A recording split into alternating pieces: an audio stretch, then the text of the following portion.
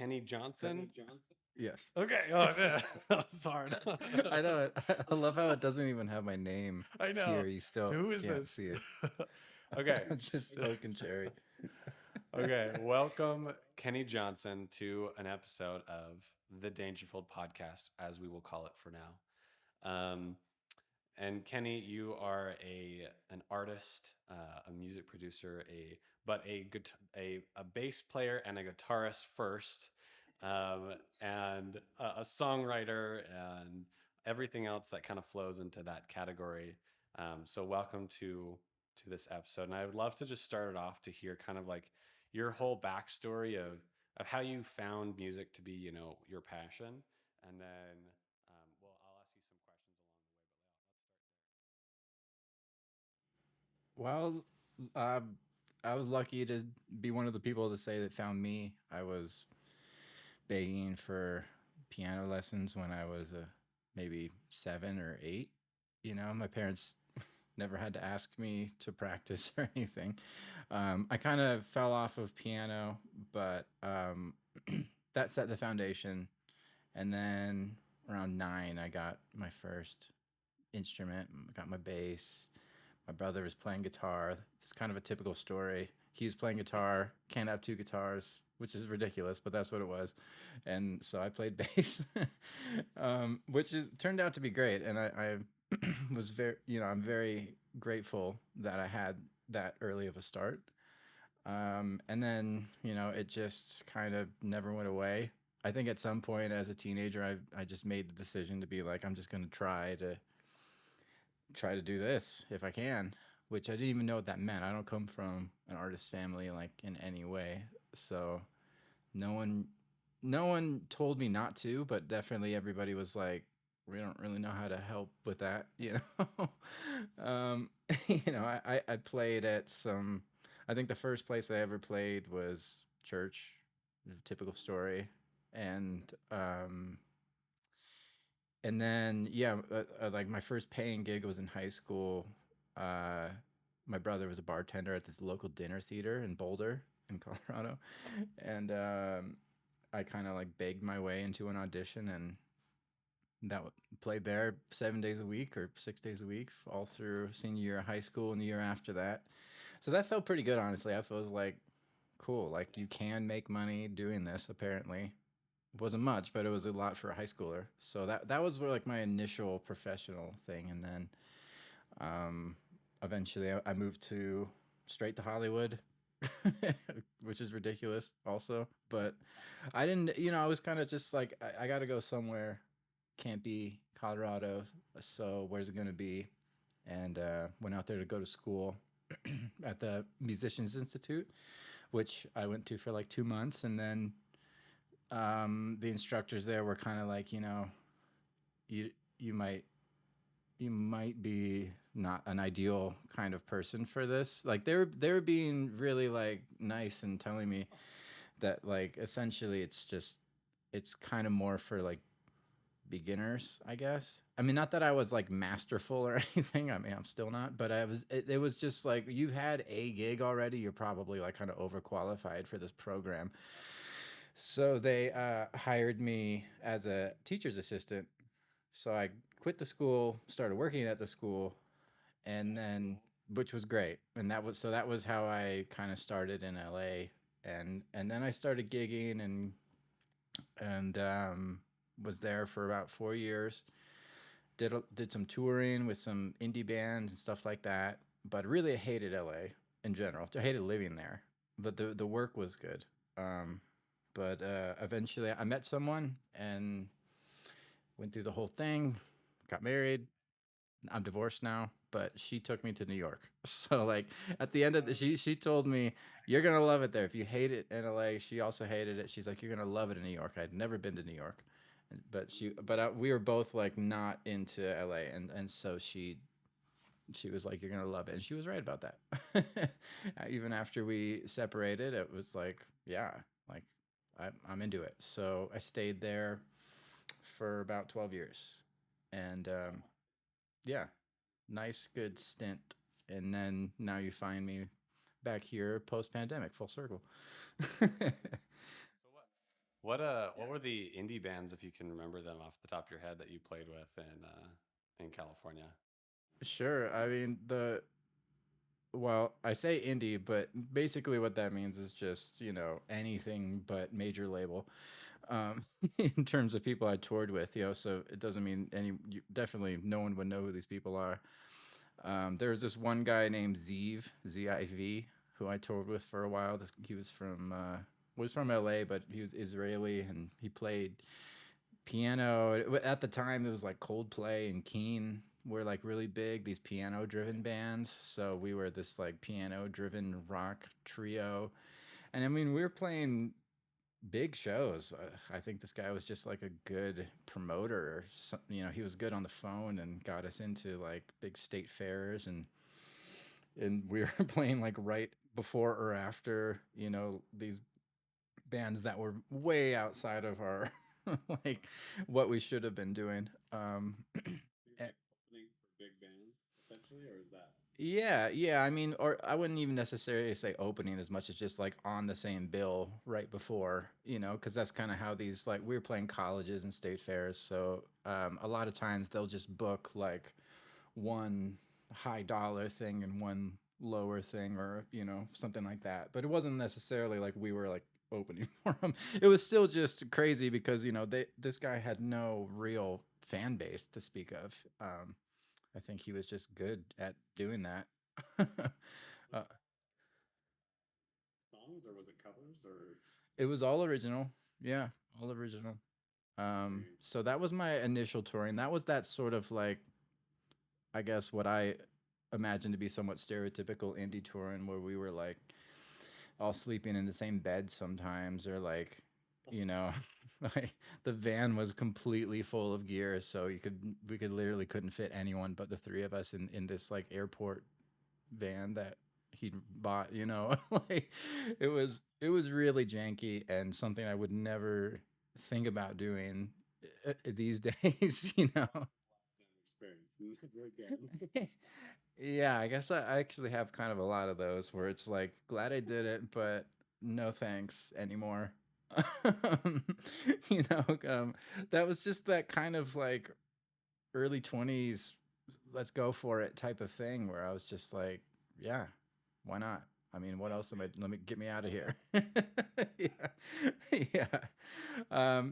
All of this is like, this is just me trying to do this vague become a musician thing. Like I just wanted to be a professional musician. I really had no idea like what that would ever actually look like, or what I had to do to make that happen, or kind of like if it even was possible. So I was really just kind of putting it into all different avenues, and I had a few professional type of things. There was like at the time this was the beginning of uh, the the Disney turning their actors into singers thing, which we all take for granted now. But so there was like Selena Gomez and Demi Lovato and all these like actors were like, let's all just have a singing career because why not? Um, I like I don't know. I mean, I don't. Sometimes I wonder if it was even their ideas, but that. So I kind of got in on some of that, and I played on the Demi Lovato record, and that got me some other stuff. So there was some of that kind of LA stuff. That's what I would consider like that's what you do when you're in LA. Play with these kind of people and go hang around famous people kind of a little bit and do stuff like that. So Yeah, how was that? Yeah, how was that experience of like trying to almost like promote yourself or like hang around, like you were mentioning, the people who are doing it? What did that look like? Did you like plan out like events that you would have to go to like talk to people, or was it just chance encounters and stuff like that?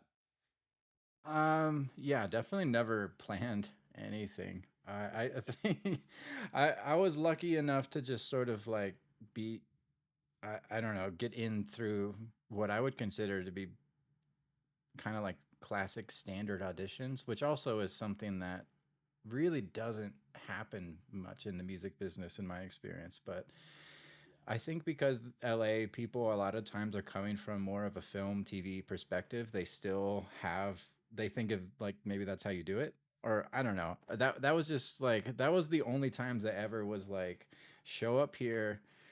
There's gonna be like a string of guys that look exactly like you. It's like, and one by one you're gonna go through and like play the same songs in front of some people with clipboards. Like that that kind of never happened after that. I never really did anything like that in New York. But so like I got into some of those through just cattle call, like purely open. I think one of the auditions came through the school, the other ones with maybe Craigslist. Honestly, like it was just some posting was like bass player for you know major label artist, um, which 90% of are not real, and some of them are. So we just go to these random rehearsal spaces, and there would just be some people in the corner, and they're like, "Yeah, we're gonna play you a song." Like they, no prep. We're gonna play you a song. You're just standing there, and they're like, "Okay," and then you're gonna play along with it. But they want you to like, do the whole thing, like dance around and act like you're on stage. Like they're really doing a full like, well, like it didn't feel like a music audition. It felt like an acting or something, some kind of other audition. um, but I was lucky enough to like succeed in those somehow, and that so once I got in, then it was just a matter of like just hanging around with these people. I didn't really do anything. I didn't really do like mixing stuff. I've never really been good at that, and kind of shied away from it. I mean, in general, I'm a very introverted person. So like I never wanted to be like, "Hey, like here's my card," but I definitely like had cards that I never gave to anyone and stuff like that.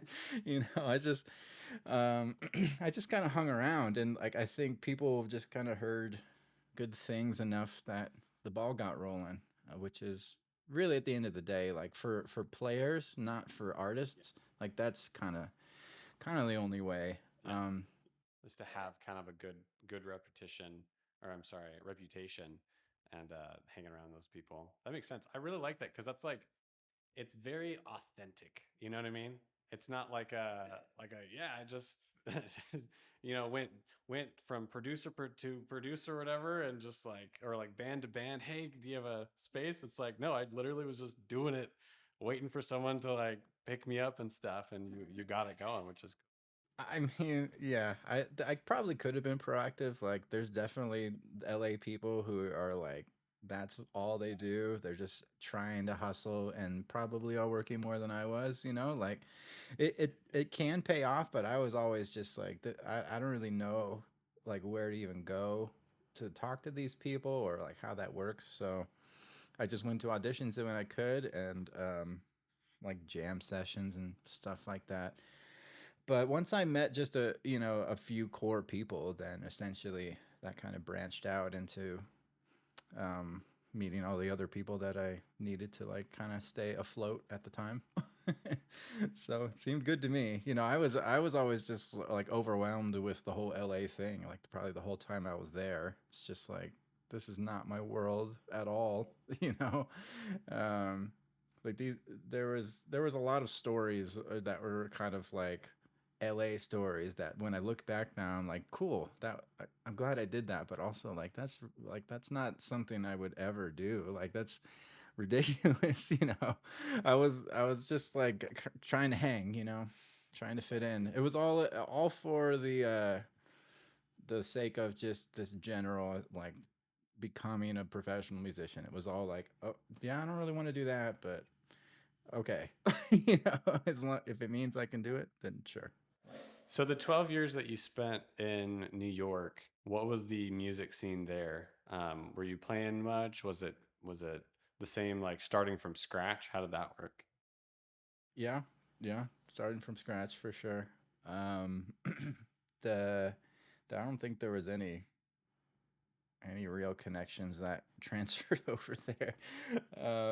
But so I'm gonna sound like an old fart here, but like New York was more fun before the pandemic, and probably people are moving there now saying whatever it's not, but that was my experience. Like when what I came into there was a lot more of um, what felt like kind of a peak time as far as free music was going, and just like bars booking bands from like 1 p.m. to 1 a.m. just every hour. People can drift in, do whatever, and leave. Like there was a lot of places doing that, and so I kind of found my way into the hired gun world, which was lucrative at that time. Well, relatively. I mean, I wasn't making that much money, but it was definitely like enough, and I was playing a lot.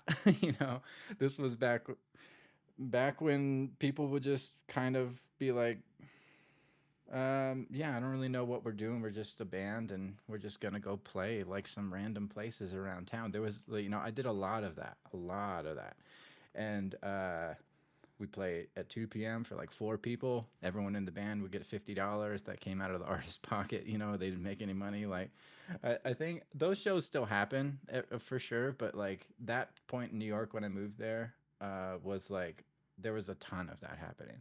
So once people found out I played bass and sang a little bit, then I got into wedding bands and event bands.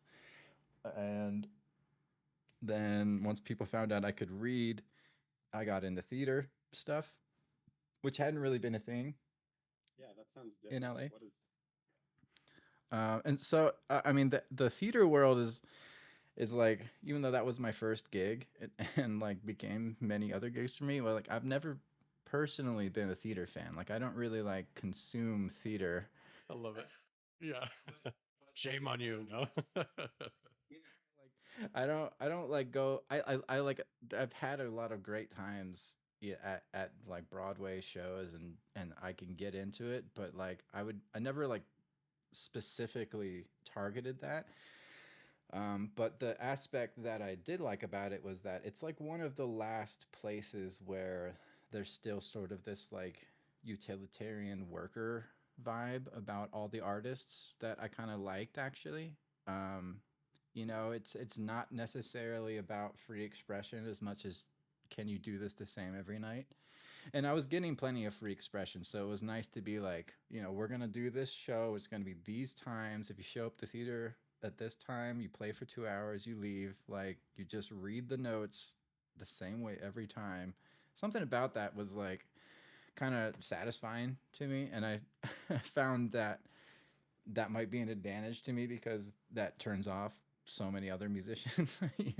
Either they like really don't or they can't read, or they really don't love the repetitive nature. Like there's a lot of things I guess that I thought were pluses that It's like, I have to riff. Let me riff. It's like, no, play the notes.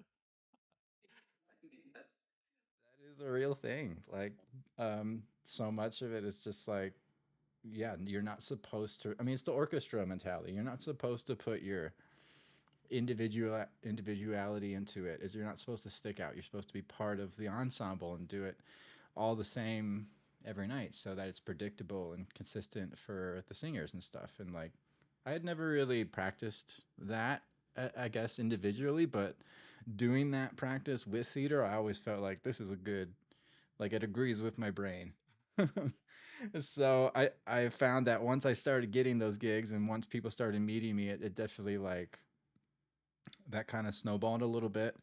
Um, and So yeah, I would say I was probably like 50-50 between just playing for these random singer songwriters or whatever their project was, and then these theater gigs. Tell me about a little bit of, you said you played for like wedding bands or events. What did that look like? Was it just like part of a company that was hired out for coverage, or was it an independent thing where like couples would come to you and hire you individually, or like how did that Um, well, so there's basically like two main types of groups in New York that are doing anything, and it's like there's like these agencies basically where they have a roster of musicians, and every time an event is put together, the band is created in that moment from their roster. So you might have played with these people, you might not have ever met them, you might not know who they are until you show up. And you might not know what songs you're playing. I would consider these to be the more demanding gigs mentally, but they tend to be the ones that have the most work also. There's this one called Hank Lane, which is like, that's the notorious one. They're kind of like a mega corporation at this point. Like they have such coverage of that part of New York entertainment scene. And then the other kind is sort of just a typical band in a way, where it's like they're always together, always the same members, almost always the same set list. Like it'll be this sort of group thing that's like just polished and exactly made to be like this perfect type of wedding machine. And so I was in that kind more than the other. I was like in these bands that were pretty set. And the last one I was in played out in the Hamptons, which is like the more, you know, lucrative gigs, but also 3.5 hour drive from New York. Doing that like every weekend, basically. Um, and that can be a world that sort of sucks you in, I think, because you can't play Friday, Saturday, like anywhere else. So it has a way of sort of like, I mean, theater also same thing. It's like they kind of take away your gig days, so it has the effect of making you kind of get funneled into just doing more of those gigs. Um, so it was paying the bills, but yeah, kind of other stuff started dropping off. Um, That makes total sense. Yeah, the wedding as a wedding vendor videographer, I can attest to that. Like the weddings are like there's a lot of them. It's lucrative. It's always on the weekends, but yeah, it sucks you in for sure. Interesting though. That's really cool. So tell me about then the creation of Oak and Cherry, um, your inspiration for it, and yeah, just how you kind of like developed the sound. sure, yeah. I think that was sort of a um, inevitable response to all of the like prescribed regimented playing I was doing. I mean, I'm including everybody in this because like when you're a hired gun, you're like being told what to do. I mean, that's part of the deal. So some amount of the time they let you kind of do what you want, but for the most part, it was like play like this, play these things, do all that, and I think I've always been someone that is like into jamming and just open ended sort of whatever, music with no purpose. I mean, this is more of a really Oak and Cherry is a a philosophical thing for me more than anything. Like I wanted to have a place where I could be like the this is all about just sort of not planning, not knowing what's going to happen, just sit down, play, no like we have to have a verse and a chorus or even thinking about any of that, just straight up like off the top of my head. And record it. Like that was like a practice. It still is. It's hard to, I think it takes a certain amount of vulnerability on top of what you already have when you're writing to just be like, just only do the first couple, don't overdo it with like trying to be so perfect about what is going to come out of you. Just like try to be unfiltered. Um, and I think the kind of like instrumental quiet thing was definitely like I didn't intentionally do that. It became one of those things where I was like really trying to put out I think like a lot of high energy pop and rock or just dance music. Like I kind of thought that that's what you had to do. At the time it's kind of embarrassing to say, but I was just trying to get anybody to pay attention to anything. So I was like, what do people want? Like they want this. Okay, so I'm even if it's not true, that was my like impression of this is what the people want. They want high energy and like years of playing on stages where everybody's like, come on, like do something. Like there's a lot of bars where people want dance music. So I think this was that thing where I was like, this is just my thing. This is just for me. So like, I'm going to try to be unfiltered as much as possible. And whenever I really like took the walls down, it always ended up coming out as this like really quiet meditative music, which I fought with for a while. Was like, this isn't gonna, like, I really thought nobody would care generally because it seems so like unimposing, and it just, I don't know. I was like, I don't know. I think now I kind of look around and feel like there is more of a, or maybe I'm just noticing, but more of an audience for this kind of stuff that's more like apparent. But maybe it was just like, 2010s New York that was like, I was like, where am I even gonna go with this? Like, I don't even, And I did try to play like at bars and regular music venues. Like, it would just be like this loud band, and then I'd come up and play that stuff, and then it'd be a loud band. Like, I tried to do that, but it wasn't that it got like a terrible response. It was just sort of like obvious that that wasn't the right way to do it, or the right place for it. Um, though now I think, I've seen a lot more kind of like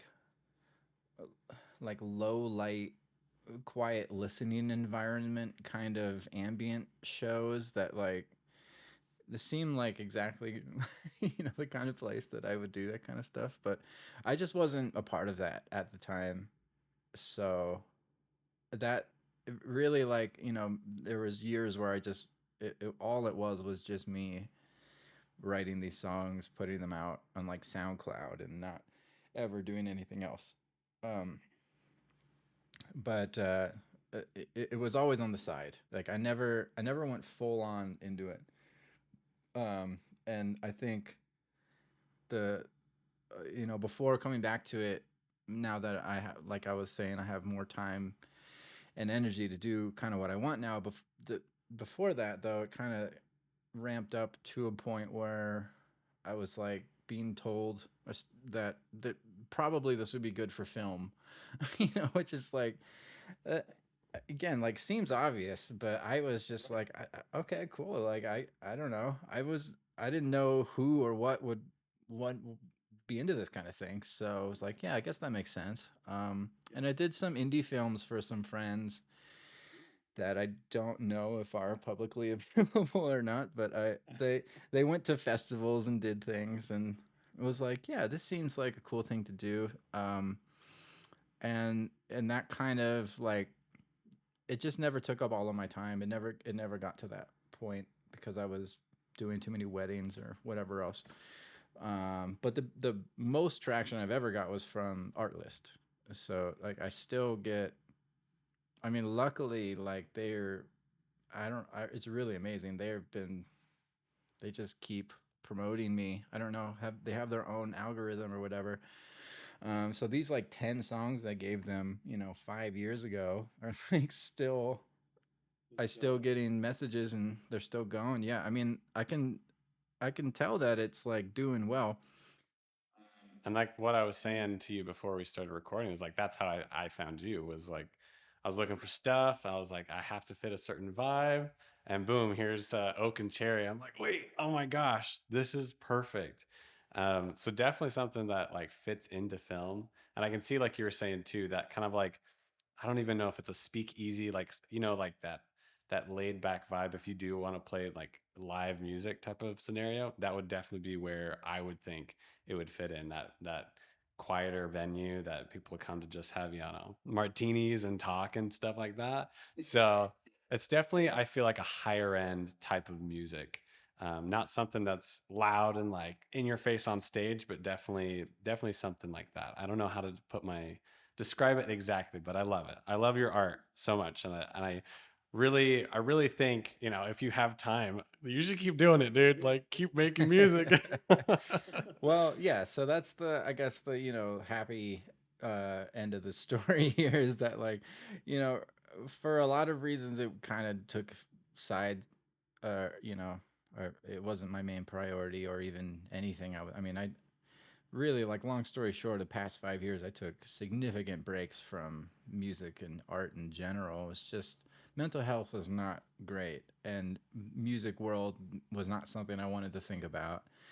And that was like that was one of those things that is like full circle here among many, is that I was doing this really as like some self-soothing, like I think the reason all this music is so calming and all of that is because I'm full of anxiety, and playing this music has the effect on me that I think it might on other people. I don't need to go home and like make more anxious music. Like, no hate on that. I love that, but that's just doesn't do that.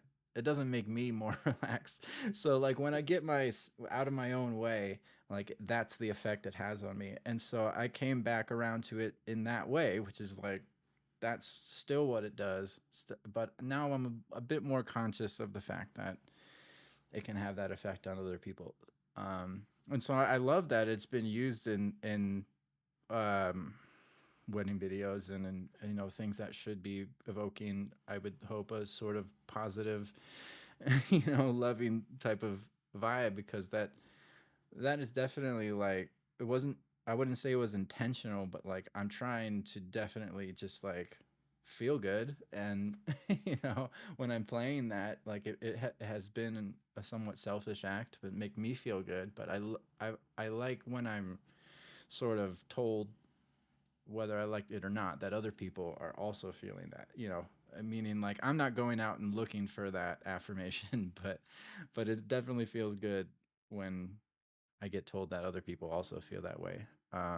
And I've definitely have like Artlist has been, of all of the things I've done musically, the most obviously directly like positive in relation to the music I'm making. Like this just it's been a huge amount, in my opinion, of uh, response to what I've done, and that's really cool because I as you said, am not really like searchable at the moment. Like I'm very. This is the introvert thing again, of just general lack of self promotion in general. Is like it's bad for me, but I'm working on it. But that the good thing about this world of sync licensing and anything like that is that in effect the artist can kind of be non-existent and it can still work, because the um it really is just down to the end product. And I think that almost ties into the way I think about theater, in the sense of like it's this sort of like tradesman aspect of like you just put some work in and then you put music out and people use it and you just keep doing that. It's not like uh, what felt like a lot of my artist friends' lives are, which is like 99% self promotion. And then there's like a little bit of music making involved. But like the whole time, you're just thinking of how do I promote this?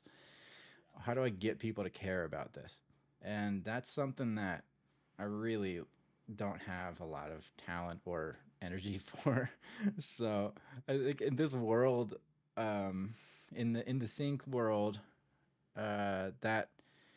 that just seems like somewhere that I can just put out music, be that kind of enigma of an artist, and still get away with it. Now, I mean, I'm sure it would be better if I was a better self-promoting and all of that. Obviously, like But if that's not your that would be better. personality, like, yeah, you don't force yourself to do that. But yeah, I think I would love to swing back around to a question that I thought of a little earlier too. Um, like when you talked about your process where you're just like in your room, just like jamming, like what is that? How like where did I know that comes from? Like just kind of almost like a self soothing, like you said. But is there any what's the word? Any process that you can nail down for your creation of the music? Is it like you start with a few notes, just like freestyling, and then you like can put it into something, or like how does that look for you? Um, yeah. So I think In general, it's like, trying to get into a flow state. If you ever heard, I think that's true for everything, really, like art, sports, like there's so many things. In general, it seems like if you're really like, um, I don't know what the word is, like adept at something, then that's the key in my mind is like how easily you can transfer yourself into that state. How can you go from the like intentional, logical, play these notes brain to the kind of like mysterious world of you don't know what's coming next and things are just coming out of you. And so I treat it more as like I think typical studio world for me has been, you really need to be like locked in. It's not really a time to be like lost in the sauce and figure it out unless it's like literally like a jam band or something. So for this project, it's like specifically just no filter, put the mic on, just start playing. Really, that's my whole process in general. It's like just start playing. And inevitably, those first notes are going to be the logical brain. They're going to be me playing what I know already or my habits or something like that. But then if I can just keep the mic on and keep playing and let myself get into that other flow state, then eventually I'll start playing things that I've never thought of before. And it's just a sort of a practice of trying to encourage my brain into that place. And then once I've kind of gotten to some kind of natural resolution, stop it right there and like don't do anything to it. You know what I mean? Just don't like try to make it into something. Just leave it there, make a new track, play again, and then do this multiple times until I'm just tired of it or whatever. And that is pretty much every single song I've done. Is like as quickly as possible without thinking too much about it. Just get it down, put some layers, do all the things, and don't think about if it's good or not. Because that's like the number one for me thing that has prevented me in the past from ever getting anything done is it's just like, well, it doesn't sound like this, it doesn't sound like what I wanted it To to it be. back and you're like, oh, I need to redo that. And then you spend another half an hour trying to fix something. Yeah, I mean, and yeah, I've spent hours doing that. So that's where like this project became much more of like just what if you just don't do that? you know, what if you just try to make it whatever comes out of you and then not like have an opinion about it immediately necessarily. That doesn't that like I don't put out everything I record, but definitely like for the most part I end up getting stuff I like way more often that way than when I come up with like parts or whatever. Which is honestly like this has often been one of those things in my career that I felt like held me back because I don't think I'm actually like super good at that part of music. Like having somebody give me something and then I play it exactly the same or whatever, like that kind of studio professional stuff where it's like don't get lost in the flow. Like you need to, or if you do, like keep it. Some people are really good at doing that. They can kind of be in that flow state and still keep it in the margins. I was never like particularly talented at that. I don't think so. This is something I feel like I am good at, which is like I can turn that on when if I have the intention of just sitting down and pressing record.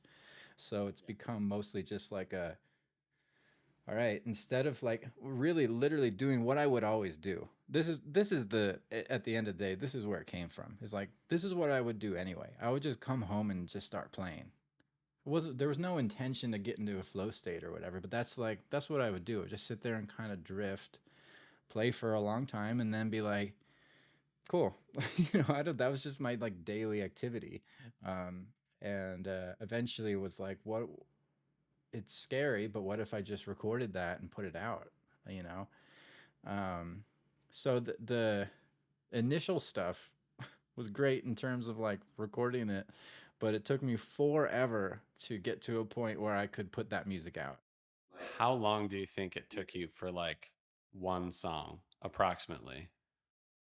I mean, of those first 10 that I'm talking about that are on Artlist, I would say easily it took a year or something like that for each track. I mean, there's some overlap there, right? But like I was spending the actual recording time probably was a week or two, but the amount of time I spent like editing and effects and all of whatever this is where I was saying like tentatively call myself an engineer or producer because no working engineer or producer would ever take this long. But mostly what it wasn't like a talent issue as much as a self-consciousness thing about just like what about this note or what about this like noise in the background. And like in some of the songs you can hear like uh there's like somebody drops like a plate in the background or something because I'm recording all this stuff in a New York apartment. So Never noticed. That's amazing. there's so many times where I was just like, is it okay to leave that in? Asking all these questions, just being so like, you know, I don't know, just not confident that it was okay to put out, which is ridiculous because who cares? Just if it sounds good, you should just put it out. And so that's kind of me like my practice here is just to like get better at doing that, just putting stuff out. Just like it's a work of passion. And just hearing that you spent all that time to, create something. And even though like everybody has, I go through that same thing where it's either imposter syndrome or it's like, it could be good enough, and like could be better type of thing. But I think you really hit on something is like, when is it good enough? Like it's never going to be perfect, but like, when can I get it out type of thing? And sometimes that's the mentality that I have with wedding films. Cause it's like first of all, I relate to with like that getting started area. Cause it's like, sometimes I just have to like start putting things on the timeline, or else I'll just get lost in like trying to plan and like figure out exactly what I want, how the story to like have the story go. I have to sometimes I just want to like force myself to get into that flow state too. And it's just like, all right, I'm just gonna put things on kind of randomly and we're gonna see where it goes and then I'll fix it from there. Um, Kind of mentality. And so I like to hear that it's similar in other industries too, which is crazy. But yeah, I have to go through that same hurdle where it's like I watch it. Oh my gosh, I watch the finished film like I don't even know, like hundreds of times just to make sure it's like good. And then okay, all right, wrap it up. Let's send it out, type of thing. Like I can't look at it anymore. It's done. Go send it. But I did have a go ahead. Were you had anything?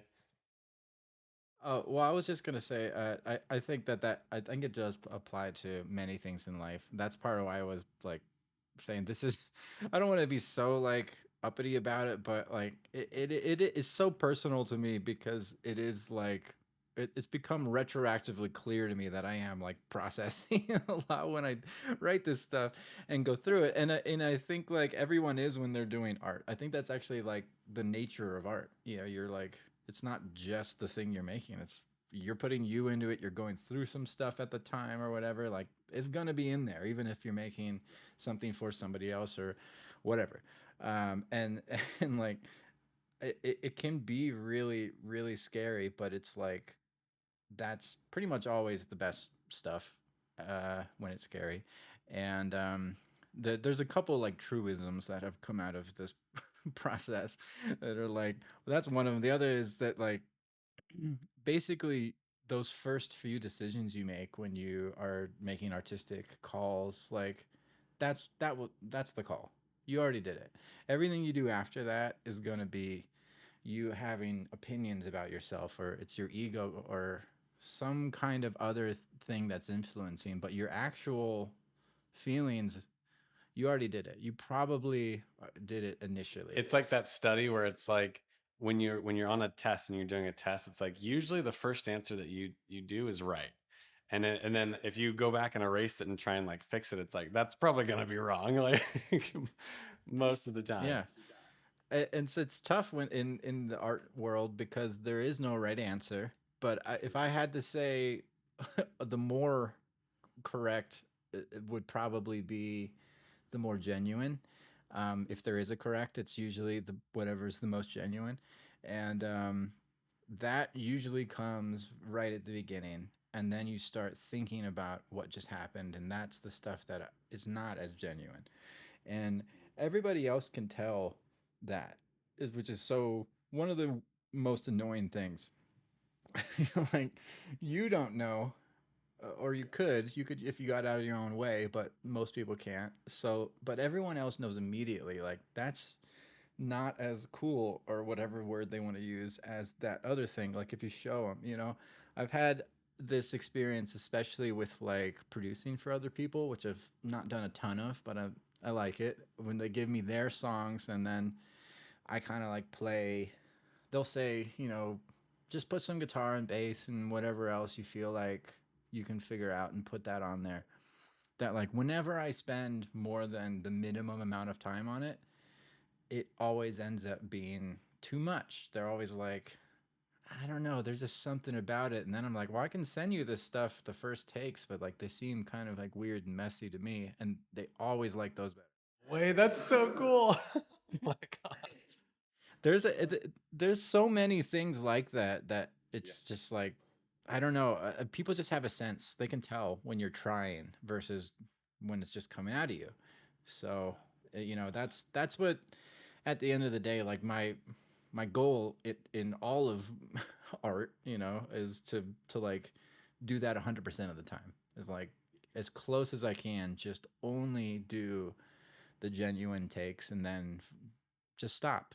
Like, that's sort of the Zen master level of, like, Rick Rubin.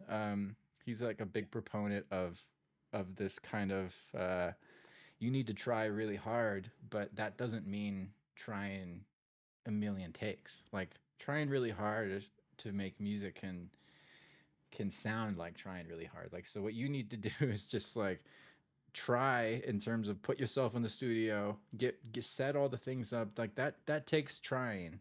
But what you don't want to do is try to make this sound that you think should happen, or try to make the, like, you should just put all the pieces together and then just do it, and then get out of the way. And that's like way easier said than done. So that's why Oak and Cherry is so, like, I don't know, low key in its in the sound, and in terms of the internet presence, is just because, like, so much of it to me is like, once I do it, it's done.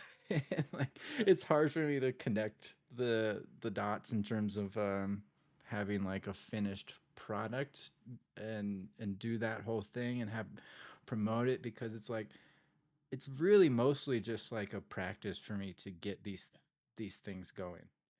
Interesting. So if do you feel that, like, if you do decide to take like Oak and Cherry and make it like more of a more integrated, more into your life, more time consuming, like more professional, I guess you could say. That's not the right term, but you know what I mean.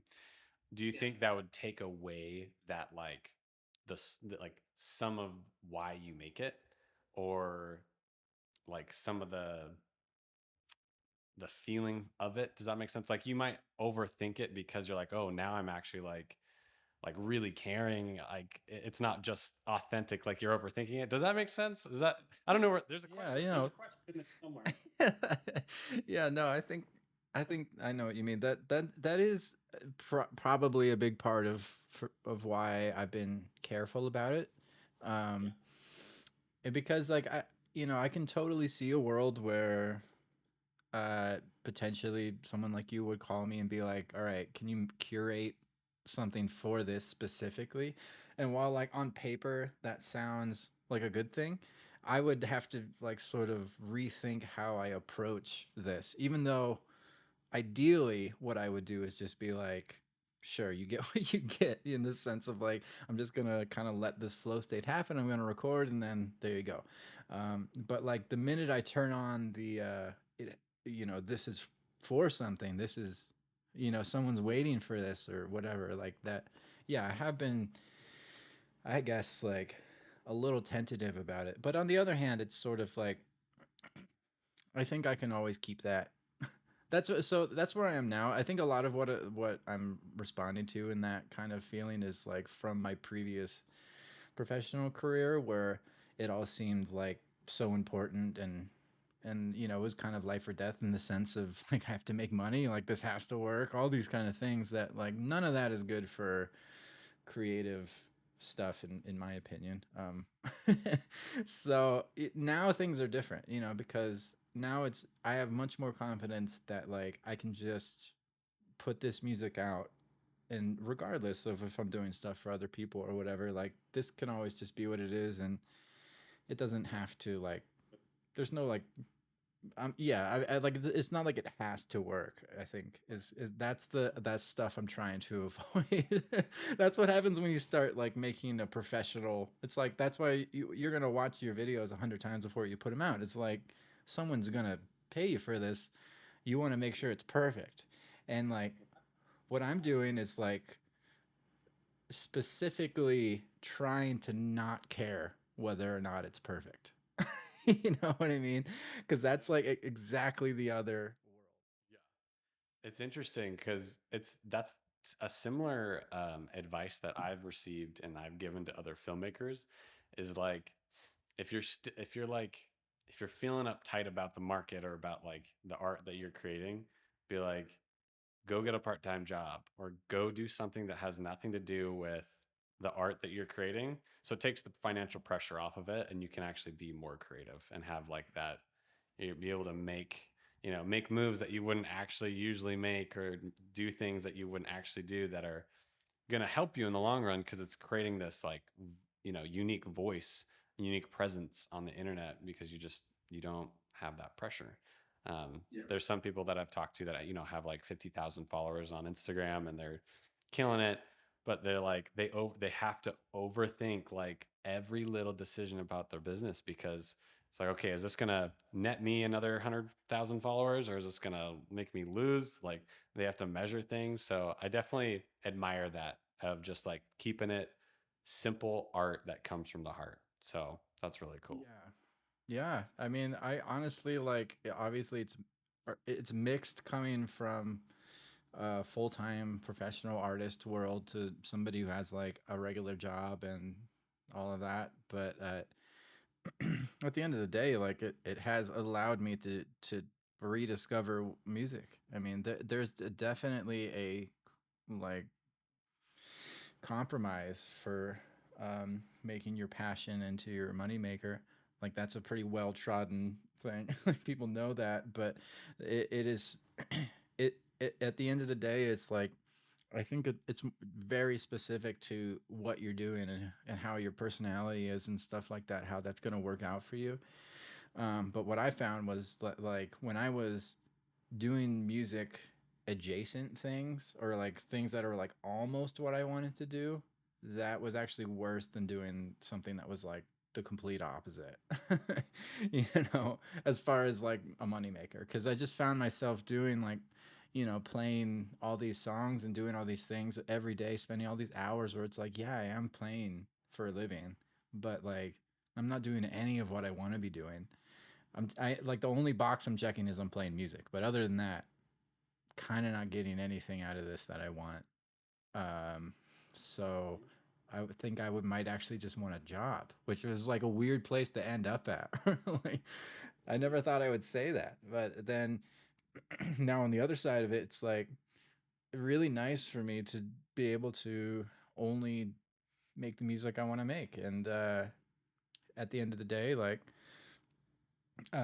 being able to say I'm an artist isn't nearly as like value. You know, I'm a professional artist. It's like that's not as valuable to me as just like putting the art out. And ironically, when I was a professional artist, I wasn't really putting out art.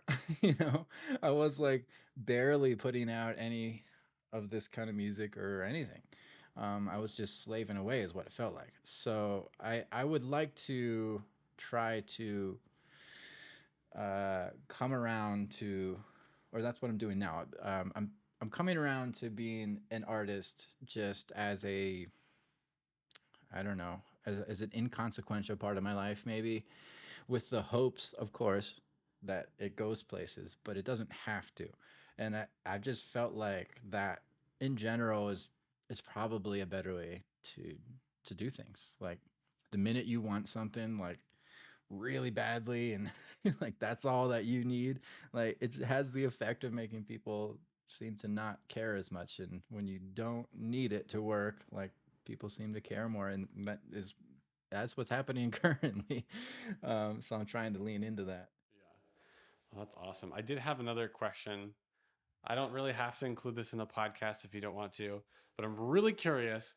As an artist on Artlist, um, like how does that work? Are you getting paid every month from people that are downloading songs, or is it like what is the artist end of that on Artlist?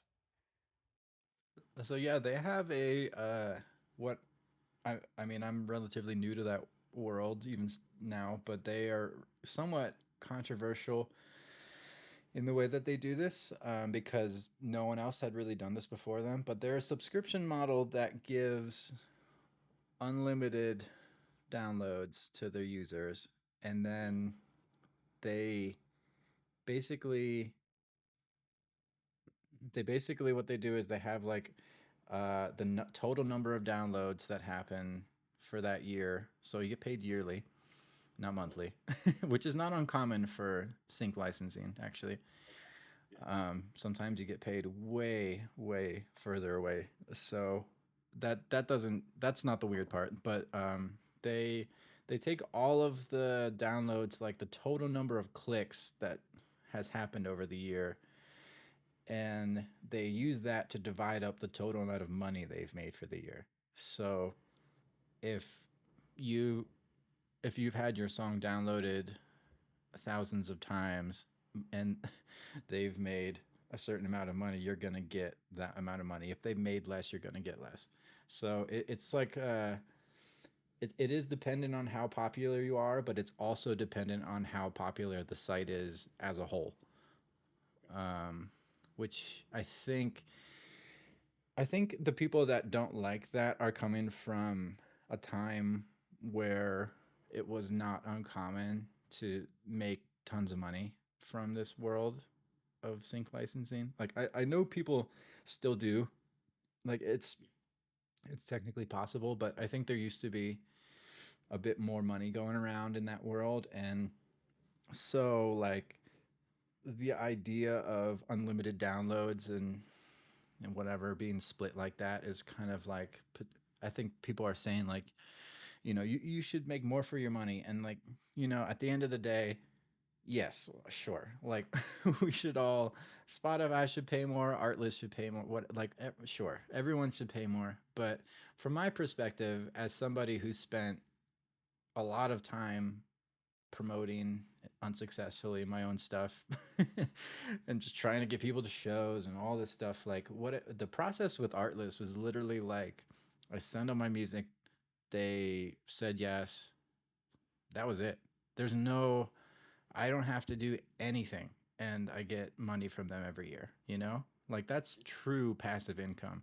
And so at the end of the day, like, are they taking a cut to make that happen and make their website work and do all of that? Like, for sure. But also, like, I don't know anything else like that. I don't know anything else that would do that for me.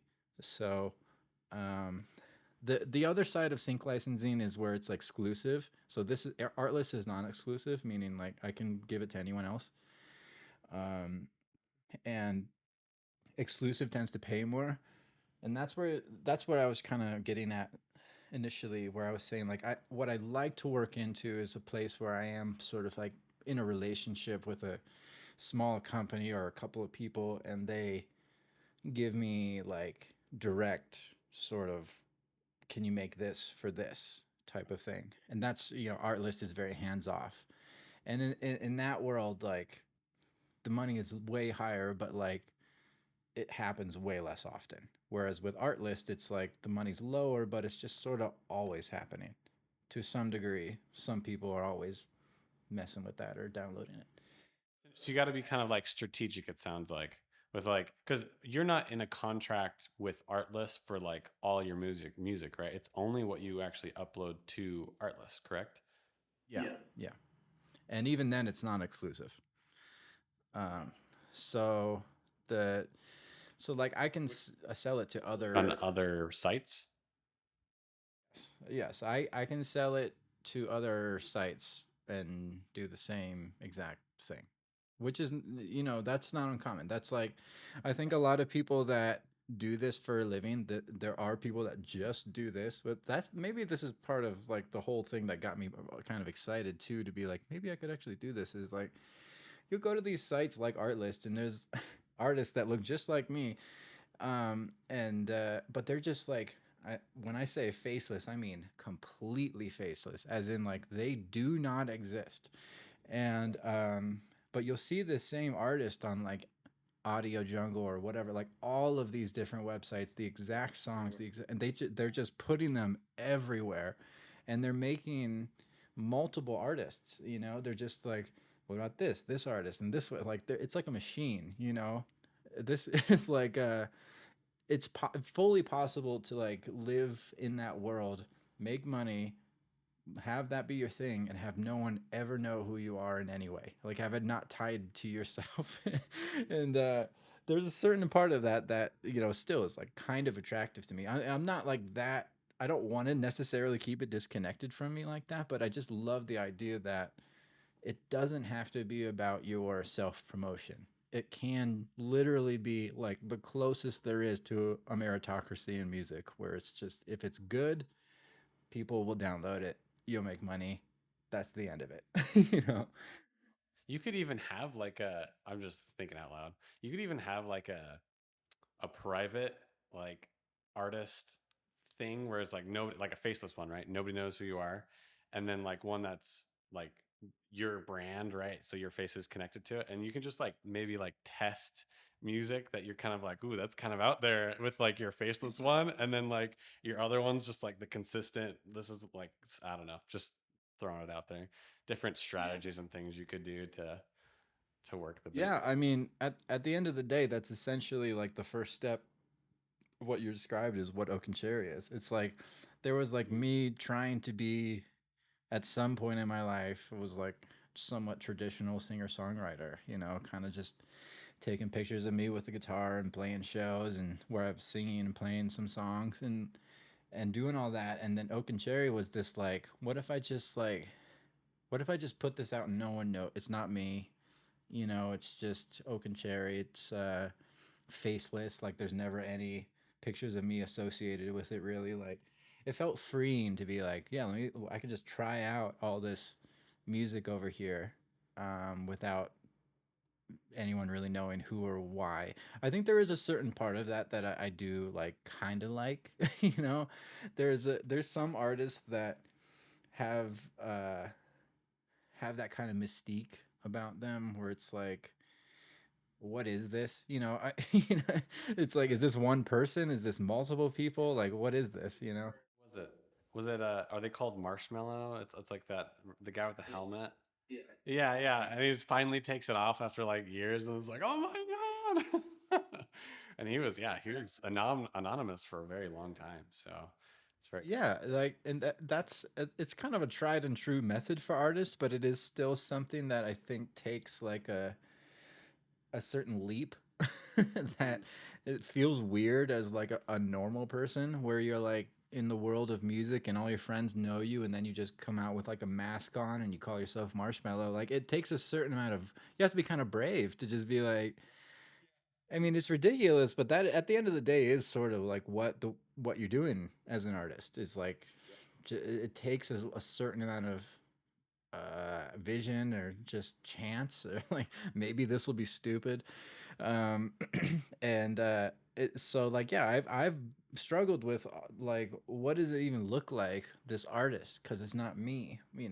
Like, I don't want to just have like a picture of me just being like, hey, Oak and Cherry. Like, that doesn't make sense. Like, that's not what it is. It's like this other thing. And so the more you go down that road, it's like, that's actually pretty fun. It's just fun to play with, like, what is this artist? What is this version of what I'm doing, or whatever? Like, because it can be bigger than me. It can be other people involved, or other opinions. It's more of a philosophy than it is an actual, just a person.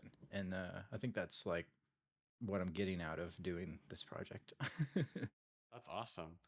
Well, as to wrap it up here, I don't want to hold you all day, but where can, like, this is going to be live, public, so I don't know how many people will see it, but you can plug your Instagram, your wherever people can find you to download music, stuff like that.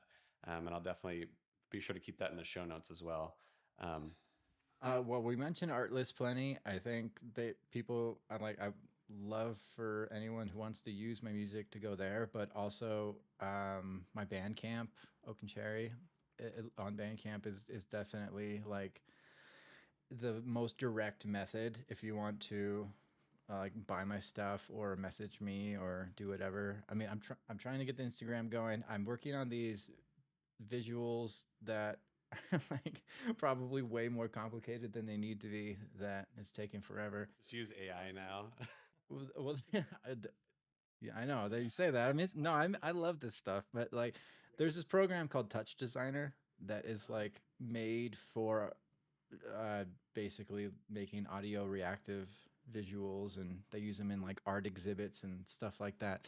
Anyway, there's a video on my Instagram that you made using Touch Designer, and I'm trying to do that again to go with more of the like faceless thing. So if you want to see me on, I would say Bandcamp, Instagram, and Artlist would be the play, or and Spotify. But if you want to get in touch, yeah, feel free. I love getting messages on Bandcamp, so yeah, reach out. Well, appreciate your time, and yeah, I think this is a great episode. Hope to maybe have you on again when you just absolutely blow up and you're just making millions of dollars. And but I Sure. really appreciate all of the work you put into your your art and your music. All of us artists really appreciate it, and like yeah, so thank you again from bottom of all of our hearts. Wow. Thank you. Yeah, I love hearing that people like it. So maybe I could see one of these videos you put together some point here. We should keep in touch. Yeah, we will.